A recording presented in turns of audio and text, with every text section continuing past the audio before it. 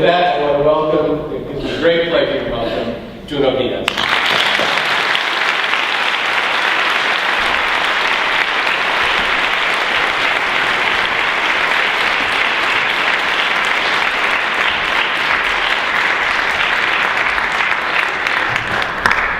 Hi guys, how are you? Yeah, students are always the ones answering, right? Okay. Yeah. So how are you guys doing? It's like freezing, yeah? Thank you for coming out, it's super cold. I appreciate the effort so many of you made. Yeah, I've met like some mom-daughter teams, some families, some teachers and principals bringing their students out, and a couple of high schools. Wondrous is here, yeah, is that right? Like Wondrous. I'm at another school, where are they? Which school is this? Dang, that's it, huh? It's called Hi. That's it, right there, guys. Yeah. Guys, thank you for, I don't know, again, I can't decide who's more admirable, the teachers who bring the students to these events or the students who actually allow themselves to be brought to these events. So thank you so much. Yeah. Again, I know this thing wasn't free, yeah? So I appreciate everyone throwing down the money. You know the deal, guys. Independent bookstores are almost impossible to maintain. They're perhaps one of the last great acts of sort of small business love, yeah. And this is incredibly important. I'm one of these people who lives and dies by bookstores, especially small ones. Revolution Books, I always used to go, and you know, there's nothing better than disagreeing with someone and still buying a book. I think that's the best part about bookstores, is you meet all sorts of cats and all sorts of folks. Yeah. So I appreciate you guys spending the money. The funny shit was, like, this is a fundraiser for like a good cause, yeah? It could be like, I mean, better causes would be like for an orphanage, yeah? But what's kind of crazy is I actually had people calling me up, people like who are lawyers, and being like, yo, could you get me in for free? No fucking offense. But seriously, it is a fundraiser for independent bookstores, and my man was not broke. So I literally live in the world of trifling motherfuckers.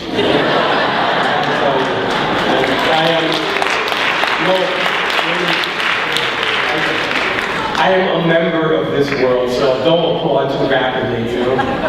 I'm sure under different occasions I've done things as corny and ridiculous. Still, and then when I told him that this dude makes like more money than Jesus, yeah? And he was like mad offended and he didn't come because he didn't want to put down $10. Now, this same motherfucker would drop $10 on like a dime bag in 2 seconds. Forget supporting a bookstore. Yeah. Oh well. I gotta find where I'm reading, so I guess since we're gonna do this sort of out of order, while I look, does anybody want to ask a question real quick? While I jostle. Oh. I want to ask you, I will speak in Spanish and English as well. ¿Qué principio tú sigues para saber cuándo quieres poner español en tus novelas? Which principle do you follow? Which literary inspiration do you get? So that you decide when to use Spanish, when to sprinkle Spanish into your novels, or just write straight English? Yeah, it's a wonderful question. The idea of, partially what happens when you have multiple languages in a book is people tend to focus on the language which links itself to the national question. The national question, of course, by this we speak of Spanish and English. Yeah? Especially in my novel, nobody notices any of the other languages. They just kind of notice Spanish and English. definitely in Oscar Wilde, what interested me was that I was attempting to create this super hybridized English that for me would somehow communicate what it meant to be in the Americas in the period that I'm writing about. I could not imagine an American experience that didn't include whether it was formal English, urban English, African American English, Spanish, various forms of Spanish, Dominican, Mexican, formal, that didn't include various forms of registers, just sort of what we would call the grad student academic language. For me, what was interesting was I was trying to kind of forge a new English, which is what basically any writer who's writing, that's what she's trying to do. Yeah? She's trying to make English completely new. The idea is that one reads because you want to feel a strange relationship to a language that in some ways you use so much, it's become so quotidian that you take it for granted. Literature, of course, reintroduces you to the strangeness and the wonder of language. But to answer your question most specifically, the ideas for me about Spanish and English had to do with living in a culture that was fundamentally, or a better way of saying it would be elementally, code switching. This, of course, means that I grew up with people who were totally bilingual, people who were partially bilingual, people who only used one language or the other just to signify its presence. My mother is a perfect example, 30 plus years in the United States, and if my mom uses an English word, it's in a way to show that she's been around English a long time, not to in any way say, I fucking understand this. And I think that when you have all of these, in the spectrum of language, when you have all of these folks in one place, you begin to think and strategize about how can you represent all of this diversity in a text which is basically two-dimensional. And I mean, really, novels are two-dimensional. You can't get that many voices in. And as many as you think you can get, any of you can bring me to your family's house and there'll be 1,000 more voices present. And so what you're trying to do is you're trying to signify the stupendous diversity. Yet you know as a thinker or someone who lives it, that the only thing that you can really do is signify it. It's almost impossible to truly represent it. So I think most of my strategy for the novel was to try to give a sense of how English doesn't exist without Spanish, and Spanish doesn't exist without English. And that more than anything, at least in the Americas, is what pushed where English went and where Spanish went. The same way English can't exist without Black English. I mean, really, if you took away all words that came out of, African American or Black experience from English, I think the average American wouldn't have much to say outside of work. I think that's a long answer. Maybe a question that had a less demanding. Thank you, though. I always feel when you guys ask really smart questions like that, the question sort of sets you up to be really stupid. It's like one of the most awesome scientific answers in the world for some reason decides that you've got to be the one to answer to them. People are like, no, that never fucking happens. That's what it feels like.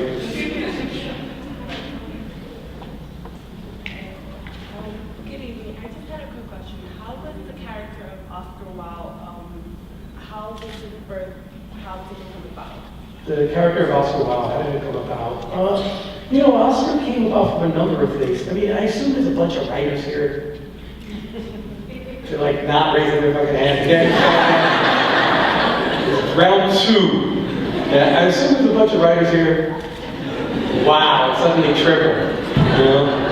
You know the deal, you never know where the hell any of this stuff comes from. You're lucky if someone says something or you room with somebody and you're like, wow, the dude with the 6 arms, I'm going to use him for a book. Usually it's a lot more mysterious than that. I sometimes think Oscar came from the fact that I was a kid from a very poor immigrant background. You know, poverty super duper sucks. I think there's a few ways of saying it. Poverty gets even worse if you're surrounded by money, which is an American, you know, sort of dilemma. My situation was I was like a poor kid who was put into college. I guess they call them grad school, they call them college prep. And, you know, the top levels classes, I guess they call them. And I guess I had so much contact with nerds. You don't get into a college track unless you're a fucking nerd. And then on top of that, I was meeting a whole diversity of nerds. And then I went to college, I went to the state school in New Jersey, and every Dominican, African American, Puerto Rican, Cuban, Colombian, Filipino, every kid came from a poor background of color who was in this school. And their whole community was considered a major nerd. Even if they themselves were posting up like they were like hardcore. There's college, who's in college? You guys ever notice like the straight men of color in college? Like how much they're just like, yeah. It's like thugalicious. It's kind of not everybody, of course, it's a different generation, but when I was in college, every kid in college, every male in college, especially wanted to seem like they were super thug in a way to sort of mask what we really were, which is we were fucking herbs. Believe me, you didn't get to college because you were scaring kids out on the corner. That didn't fucking happen. But of course, there's one dude in the back right now who's going, fuck, I stabbed niggas, yo. And I think there was this entire erasure. There was this entire erasure among the men of color that I grew up and went to college who were performing this hyper-masculinity of secretly how nerdy we were and how much in common we had with her, with someone like Oscar. I think that it was just, we just wanted to pass for cute and pass for cool, so you erase how smart you are, you know. And Oscar just seemed like the perfect instrument to deal with this. I think being a kid who did that in college, I was like super smart, which doesn't much count for anything in this country. But in my world, I was super smart. Doesn't mean I was smarter than anyone else, but it's the way your family picks it. And I went to college and sort of, I think I spent most of my time in college trying to convince people that I was a thug. It was very amusing, you know? But because I came from a very poor background and kind of was rough around the edges, it was kind of an easy game to fall into. And I think Oscar was in some ways out of that experience, you know? He just, the biggest nerd human possible. In some ways, a nerd like that has a way of outing other nerds. We can point at them and make fun of them all we want, but part of us recognizes ourselves in them. Yeah, I don't know. It was the roommate. Okay, so I'm going to read something and then take some more questions and then read something else. Yeah. So who's ever heard anything read from this book before? Anybody, have I read to anybody here? Guys, why do you come back, yo? This shit doesn't change? I'm being real serious. So, I'm going to read something old and then something new. The new really stinks. It happens. You know, anybody who writes knows that usually it takes a very long time to get anything that you're working on to sound even remotely good. So I'm working on something now and it sounds extra bad, so I'm going to read a small piece of it because sometimes it happens. Yeah. But I'm going to read the whole thing, which is done, so I've gotten it as cute as humanly possible. Whether it's truly cute or not, I don't know. But, so we'll read the good thing first and then the lame thing second. Yeah? All right. I'm trying to like waste time because my readings are so short. I almost forgot, just quickly, people from New Jersey, anybody?